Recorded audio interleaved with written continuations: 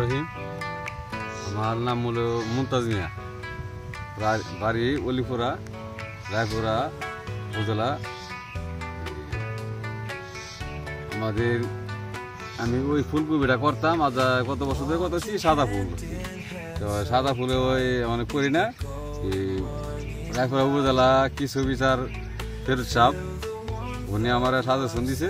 Suggestion দেওয়ার পরে গত বছর আমি 5 ঘন্টা ক্ষেত করছিলাম। তো করার পরে আমি খুব এক লাভবান পাইছি। তারপরে উনি সাজেশনে এবার করছে আধাখানি উনার কথা মধ্যে আমি করাতে অনেক একটা ব্যাপক লাভবান আর কি।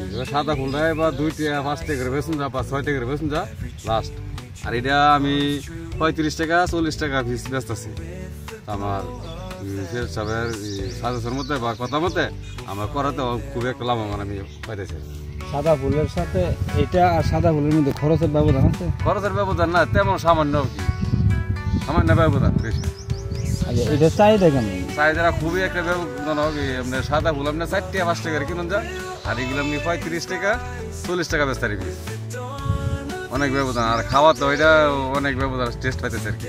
এটা খাওয়াতে রুচি না, কিন্তু এটা একদিন যা খা আবার 20টা আবার খুঁজে আবার দিতাম আর।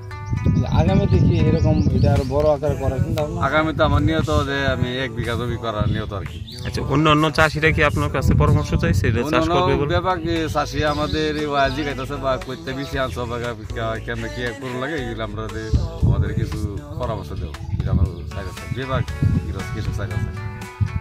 ওকে, থ্যাংক ইউ।